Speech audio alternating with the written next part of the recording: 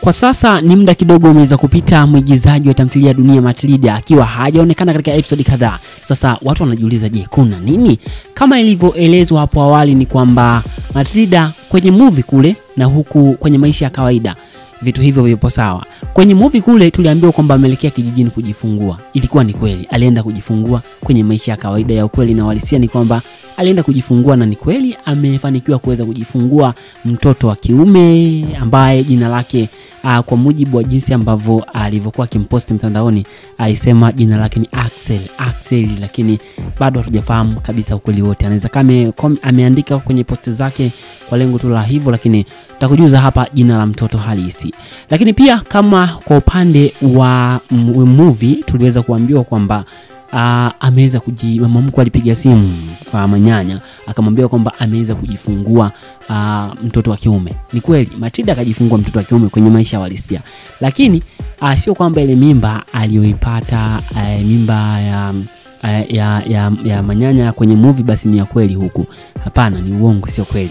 Yule ni mtu tofauti na huku ni mtu tofauti, lakini kwenye movie kule tunaeleza na uhalisia. Sasa nikujuze kilicho nileta hapa moja kwa moja, nikwambie tu kwamba hii ni Bongo Focus. Kitu cha msingi ni kwamba hakikisha unaungana na sisi, ubonyeza neno subscribe. Kilicho nileta hapa ni kuweza kufahamisha juu ya ujio mpya wa kishindo kabisa. Ikumbuke kuwa mwigizaji Matilda amebeba ujauzito akiwa anaigiza movie ya Dunia.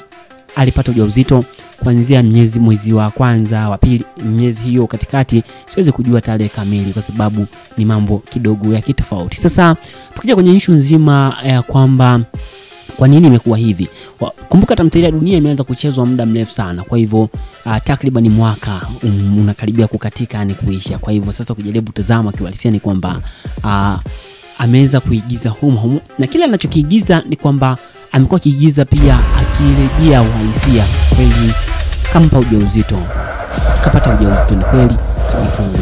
Sasa katika kile ambacho kinachokuja ni kwamba wanakwenda kuigiza uhalisia. Ni kweli atarejea Matilda akiwa na mtoto, na ni kweli ni katoto wako kanaigiza ni uhalisia kama alivyokuwa akiigiza akiwa na mimba. Kwa hivyo nikujuze tu kwamba yale yanayokuja ni kwamba anakuja kuigiza akiwa na mtoto wake halisi kabisa ambaye ameweza kujifungua mtoto wake.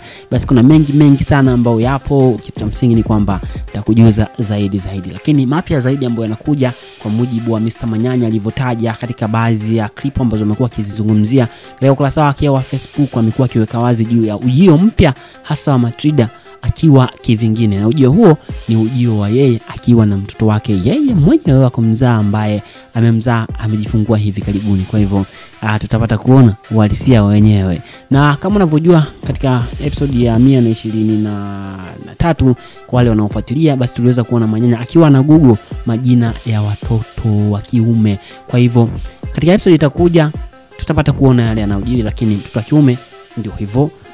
Endelea kutufuatilia hapa, nitakujuza mambo mengi.